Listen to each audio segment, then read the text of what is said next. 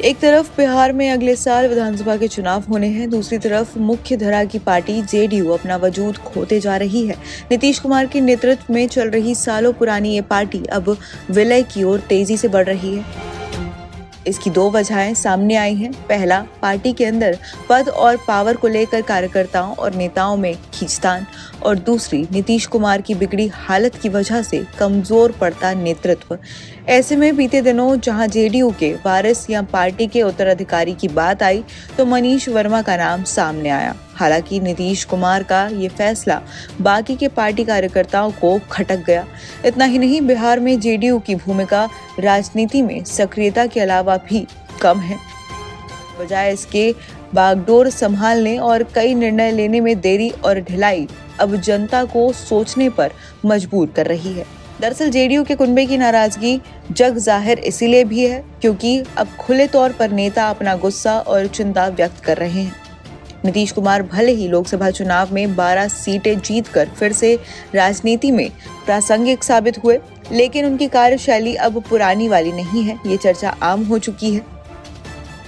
RJD विपक्ष के तौर पर कहना शुरू कर चुका है कि नीतीश की उम्र की वजह से वो थक गए हैं, इसलिए अचेतन अवस्था में पड़े रहने की वजह से नीतीश की सरकार को रिटायर अधिकारी चला रहे हैं। जाहिर है कि पुलिस महानिदेशक आरएस भट्टी का बिहार छोड़कर जाने की घटना हो या फिर बिहार में निरंकुश अपराध, दोनों की वजह से नीतीश को घेरने का कोई मौका इन दिनों आरजेडी छोड़ नहीं रही है।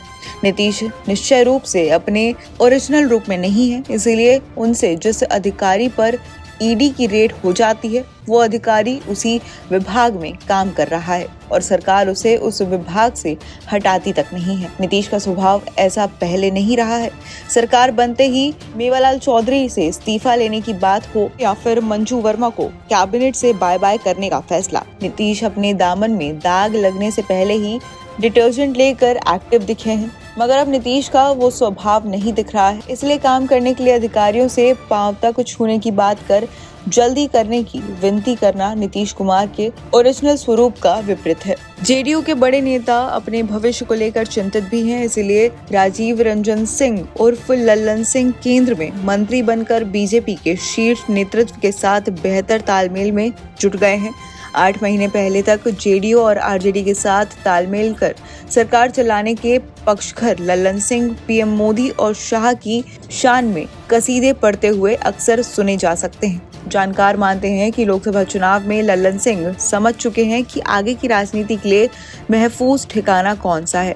वहीं अशोक चौधरी की नाराजगी भी नीतीश कुमार को लेकर बरकरार है, जबकि नीतीश कुमार के कहने पर अशोक चौधरी की बेटी शांभवी को भी इस बार मौका दिया गया। हालांकि इससे बात साफ है कि परिवारवाद को नीतीश कुमार भी नहीं रोक पाए। वहीं पुलिस महानिदेशक आरएस भट्टी का बिहार छोड़कर जाने की घटना या फिर निरंकुश अपराध, दोनों की वजह से नीतीश को घेरने का कोई मौका इन दिनों आरजेडी नहीं छोड़ रही है।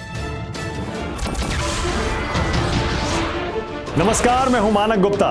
अगर आपको हमारा ये वीडियो पसंद आया हो तो इसे लाइक और शेयर जरूर करें, और हाँ, हमें सब्सक्राइब और फॉलो करना ना भूलें ताकि आप देश और दुनिया की कोई खबर मिस ना करें।